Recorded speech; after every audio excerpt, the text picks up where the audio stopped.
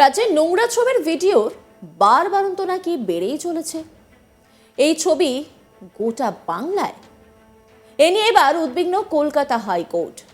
রাজ্যের সব নোংরা নীল ছবি সংক্রান্ত মামলার হার্ডওয়্যার ও সফটওয়্যার তলব করলেন বিচারপতি জয়মাল্য বাগচি।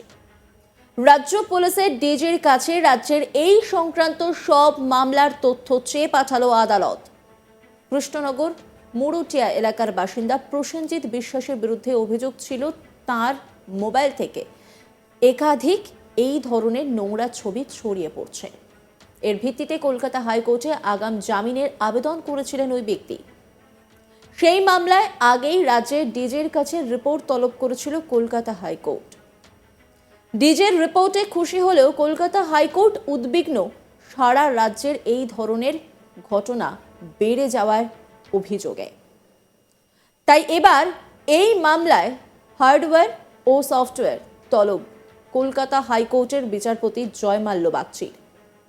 পাশাপাশি প্রসেনজিতের আগাম জামিনের আবেদন খারিজ করেছে হাইকোর্ট। কিন্তু রাজ্য পুলিশের ডিজির কাছে রাজ্যের এই সব কাণ্ডে তথ্য চায় আদালত। রাজ্যের নোংরা ছবি কাণ্ডের মামলায় রাজ্য পুলিশের তদন্তের গাইডলাইন কি, এ বিষয়ে ফের পুলিশের ডিজির রিপোর্ট তলব করেছে হাইকোর্ট। এর আগে হাইকোর্টের নির্দেশে রাজ্য পুলিশের ডিজি রিপোর্ট দেন। সেই রিপোর্টে সাইবার ক্রাইম থানাগুলির দায়িত্বপ্রাপ্ত অফিসারদের প্রশিক্ষণ কিভাবে দেওয়া হচ্ছে সেই সংক্রান্ত বিস্তারিত তথ্য দেওয়া হয়। সেই রিপোর্ট দেখলেও বিচারপতি জয়মাল্য বাগচির ডিভিশন বেঞ্চ এবার নদিয়ার মুরুটিয়ার থানার যে মামলায় কৃষ্ণনগর সাইবার থানার তদন্তের ত্রুটিতে ডিজির রিপোর্ট তলব করেছিলেন সেই মামলার প্রসঙ্গ উত্থাপন করেন। বিচারপতি বাগচির বক্তব্য, সোশ্যাল মিডিয়ায় এই ধরনের ভিডিও ছড়িয়ে দেওয়া হলে সেখানে তদন্তে কি কি তথ্য উঠে এসেছে আর সেই তথ্যের ভিত্তিতে তদন্তকারী কোন পথে এগিয়েছেন সেই তথ্য দেখতে চায় হাইকোর্ট। একই সঙ্গে গোটা রাজ্যে এমন নোংরা ভিডিও কাণ্ড সংক্রান্ত কত মামলা আছে আদালত তারও রিপোর্ট তলব করেছে। এক সপ্তাহ পরে ফের রিপোর্ট দিতে হবে ডিজিকে। এখন দেখার এই মামলা কোন দিকে মোড় নেয়। রীতিমতো তা নিয়ে কিন্তু প্রশ্ন উঠতে শুরু করেছে। এই নিয়ে আমার কলিগ ঠিক কি রিপোর্ট তুলে ধরেছে দেখাবো আপনাদের। রাজ্যে পর্নোগ্রাফিক ভিডিওর বাড়বাড়ন্ত নিয়ে উদ্বিগ্ন কলকাতা হাইকোর্ট। বিচারপতি জয়মাল্য বাগচি ও বিচারপতি গৌরাঙ্গ কান্তের ডিভিশন বেঞ্চ রাজ্য পুলিশের ডিজির কাছে রাজ্যের বিভিন্ন থানায় এই ধরনের কত অভিযোগ রয়েছে বা কত মামলা রয়েছে এবং সেই সংক্রান্ত মামলার হার্ডওয়্যার ও সফটওয়্যার সংক্রান্ত নথি বা তথ্য আদালতকে দেওয়ার নির্দেশ দিয়েছেন বিচারপতি জয়মাল্য বাগচি। ডিভিশন বেঞ্চের বক্তব্য, এই ধরনের অভিযোগ পাওয়ার পর পুলিশ কি তদন্ত করছে বা কিভাবে তদন্ত করছে এবং সেখান থেকে কি তথ্য উঠে আসছে সেটা জানতে চায় আদালত। রাজ্য পুলিশের ডিজির কাছে রিপোর্ট তলব করেছেন। এর আগের শুনানিতেই তিনি জানতে চেয়েছিলেন যে রাজ্য পুলিশের বিভিন্ন থানায় যে সাইবার ক্রাইম ডিপার্টমেন্ট রয়েছে সেখানে পুলিশ কিভাবে কাজ করে বা তাদের কোনো প্রশিক্ষণ আছে কিনা বা তারা এই তদন্তে কতটা দক্ষ, সেখানেই বিচারপতি আগেই ডিজির কাছে রিপোর্ট তলব করেছিলেন। ডিজি ইতিমধ্যেই আদালতকে সেই রিপোর্ট দিয়েছে, কিন্তু সেই রিপোর্টে খুব সন্তুষ্ট নয় কলকাতা হাইকোর্ট। ডিজির কাছে তিনি জানতে চেয়েছেন যে সাইবার ক্রাইম ডিপার্টমেন্টে যারা কর্মরত আধিকারিক রয়েছেন তাদের কিভাবে প্রশিক্ষণ দেওয়া হচ্ছে বা কী ধরনের প্রশিক্ষণ তাদের দেওয়া হচ্ছে সেটা জানতে চায় আদালত। বিচারপতি জয়মাল্য বাগচির পর্যবেক্ষণ, দুষ্কৃতীরা এই ধরনের ক্ষেত্রে দুষ্কৃতীরা বহু দূর পৌঁছে গেছে, কিন্তু রাজ্যের পুলিশ এখনও কোথায় পড়ে আছে। রাজ্যের পুলিশ সেই এখনও লাঠি নির্ভর। আমরা অনেক আধুনিক হলেও পুলিশ এই ধরনের ক্ষেত্রে সেই লাঠি আর 161 নোটিশ দিয়ে সাক্ষী হাজির করে সেখান থেকে তথ্য প্রমাণ জোগাড় করার চেষ্টা করে। কিন্তু সাইবার ক্রাইম যে থানাগুলো রয়েছে না সেইগুলোকে তো কার্যকর করতে হবে বা সেখানে যে আধিকারিকরা রয়েছে সেখানে যারা কর্মরত তাদেরকে তো প্রশিক্ষণ দেওয়া প্রয়োজন, না হলে নামেই এই সাইবার ক্রাইম থানাগুলো থাকবে।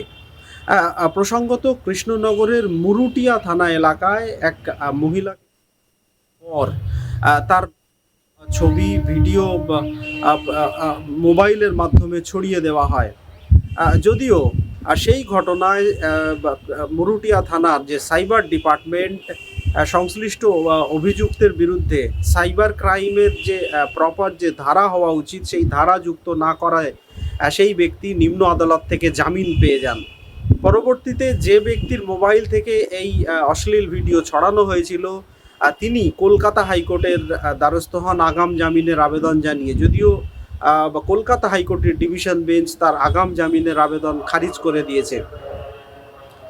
একই সঙ্গে রাজ্য পুলিশের ডিজির কাছে রিপোর্ট তলব করেছেন যে রাজ্যের বিভিন্ন থানায় এই ধরনের কত মামলা পেন্ডিং রয়েছে বা এই ধরনের কত অভিযোগ রয়েছে এবং সেই সংক্রান্ত হার্ডওয়্যার ও সফটওয়্যার সংক্রান্ত নথি আদালতকে দেওয়ার নির্দেশ দিয়েছেন। বিচারপতি জয়মাল্য বাগচির পর্যবেক্ষণ যে রাজ্য পুলিশের সাইবার ক্রাইম ডিপার্টমেন্টগুলো নামেই রয়েছে, কিন্তু সেখানে যারা আধিকারিক রয়েছেন পুলিশ আধিকারিক তাদের উপযুক্ত প্রশিক্ষণ নেই, তাদের উপযুক্ত প্রশিক্ষণের প্রয়োজন রয়েছে বলে তিনি পর্যবেক্ষণে জানান এবং রাজ্য পুলিশের ডিজির কাছে রিপোর্ট তলব করেছিলেন। একই সঙ্গে ডিজিকে নির্দেশ দিয়েছেন যে এদের কিভাবে প্রশিক্ষণ দেওয়া হচ্ছে বা কী ধরনের প্রশিক্ষণ দেওয়া হচ্ছে তা আদালতকে জানাতে। পরবর্তী শুনানিতে আদালতে রাজ্য পুলিশের ডিজিকে সেই সংক্রান্ত রিপোর্ট দিতে হবে বিচারপতি জয়মাল্য বাগচির ডিভিশন বেঞ্চে। প্রসঙ্গত কৃষ্ণনগরের মুরুটিয়া থানা এলাকায়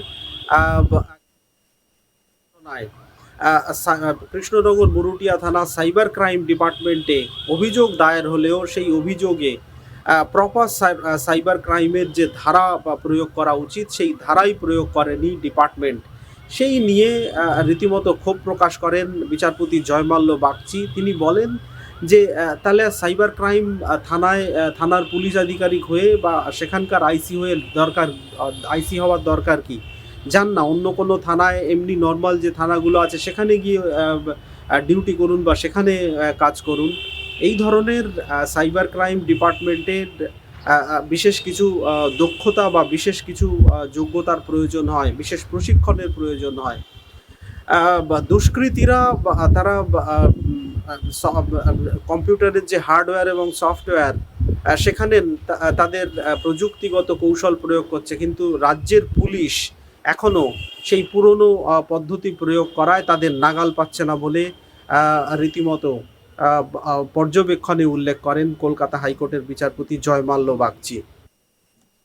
নজর রাখুন আজ তাক বাংলার ইউটিউব স্ট্রিমিংয়ে।